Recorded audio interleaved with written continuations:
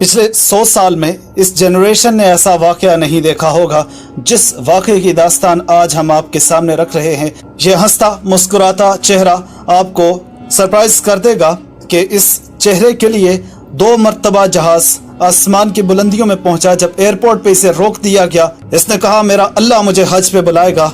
2 मरतबा जहाज फिजा की बुलंदियों में पहुंचा और जानिएगा कि कैसे अल्लाह की जात ने वापस लौटाया। इसके कदमों में वो आया और इसे उठा के फिर वो फिजा की बुलंदियों में पहुंचा तो सऊदी अरब पहुंच गया। एक ईमान अफरोज वाक़या। इख्तिताम मिस मत कीजिएगा, वीडियो आगे भी ज़रूर शेयर कीजिएगा और लाजमी हमें सपोर्ट भी कीजिए। तो नाज़रीन किराम, इस शख्स के चेहरे पर खुशी की चमक देखिए। कभी कभी ऐसा महसूस होता है जैसे तकदीर खुद इंसान की राह में चिराग जलाने लगती है।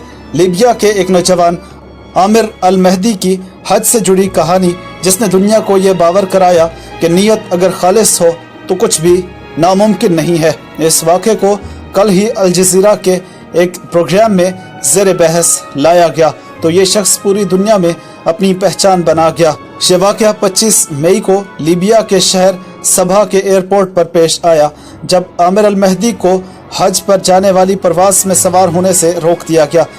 मसला मामूली सा था। आमिर अल मेहदी के पासपोर्ट की दस्तावेज़ात में एक मामूली तकनीकी खामी थी, मगर इस खामी ने एक गैर मामूली दास्तान को जन्म दिया। जांच पड़ताल के दौरान ताख़ीर हो गई और इनको रोक लिया गया। जहाज़ इनको लिए बगैर परवाज़ भरने ही को था कि वो सामान अपनी गोद में उठाए लॉन्च की तरफ निकल गए और बार बार कहते रहे मैं हज पर जाऊंगा, अल्लाह मुझे ज़रूर बुलाएगा।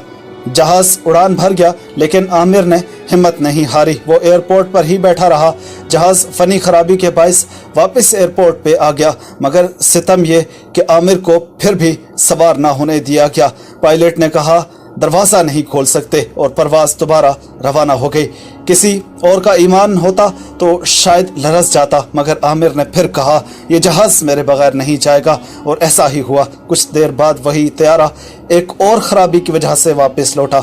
इस बार पायलट ने ऐलान किया कि जब तक आमिर सवार नहीं होगा हम परवाज़ नहीं भरेंगे, जहाज़ परवाज़ नहीं करेगा।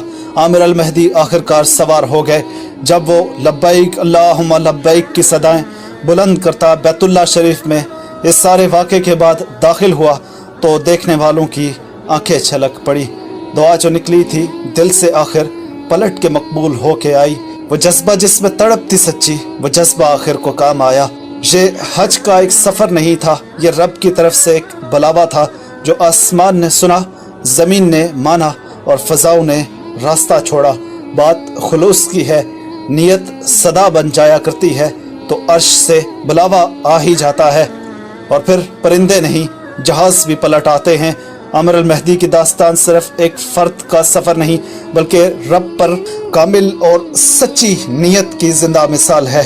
दुआ कीजिए कि एक ऐसा ही बुलावा हम सब के लिए भी आए और रास्ते और असबाब खुलते जाएं। आमीन सुम आमीन। अपने रब की ज़ात पे यकीन रखिए कि वो रात को दिन में और दिन को रात में बदलने वाला है। वो ज़िंदा से मुर्दा और मुर्दा से ज़िंदा पैदा करता है। कामिल ईमान रखिए उस ज़ात पे, मुश्किलात कुछ नहीं रहेंगी। उस पे ट्रस्ट करके तो देखिए, उसे अपना सब कुछ मान के तो देखिए, आपकी ज़िंदगी भी बदलेगी और आपके लिए रास्ते भी पैदा होंगे। वो वहाँ से रास्ता बनाएगा जहाँ आपकी सोच भी नहीं पहुँच सकती। वीडियो आज की दिल खोल के शेयर कीजिएगा।